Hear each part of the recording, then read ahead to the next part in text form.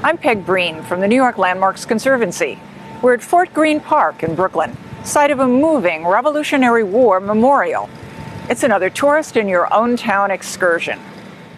Now surrounded by beautiful and bustling neighborhoods, these 30 acres pack a lot of history. They also contain the remains of some of the nearly 12,000 Americans captured by the British during the Revolutionary War, our country's first POWs. Many captives were taken during the Battle of Brooklyn, the first major battle of the war. The battle raged over a wide area, and the Americans were vastly outnumbered. The fort, which stood here, was abandoned. General George Washington and some of 9,000 of his troops fled to Manhattan. Despite this loss, of course, Washington went on to win the war. The British held captives from the battle on prison ships in nearby Wallabout Bay. Thousands more would eventually join them, including young boys, civilians, and enslaved and free African Americans.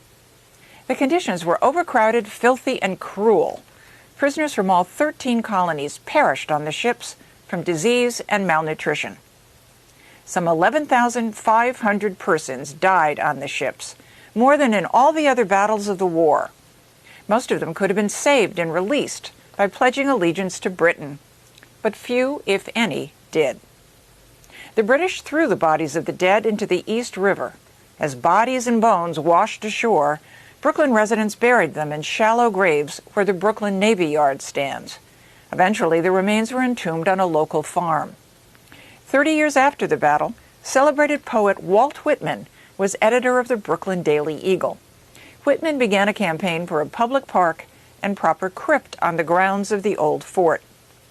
Olmsted and Vaux, creators of Central and Prospect Parks, laid out the grounds in 1867. Remains were then moved to a vault here in 1873. Later, celebrated architect Stanford White designed a monument to honor the prisoners. President-elect William Howard Taft attended its dedication in 1908. It's officially the Prison Ship Martyrs Monument. The monument features a soaring 149-foot-high Doric column topped by an 8-ton, 20-foot bronze urn. It's one of the largest freestanding Doric columns in the world. The plaza surrounding it was designed with 4 bronze eagles that once topped the corner granite posts.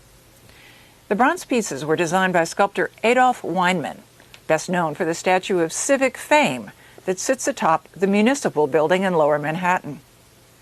There's also a nature center at the park, containing more information about the war, artifacts, and history of the site. There's also a list containing names of people held on many of the ships.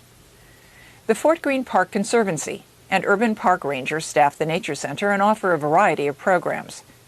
This is Brooklyn's first park, named for Major General Nathaniel Greene, a trusted aide to Washington. Despite its importance, the park suffered a period of neglect and decline. The city finally restored the monument and plaza in 2006. The National Park Service is now reviewing a request to name the memorial a national monument.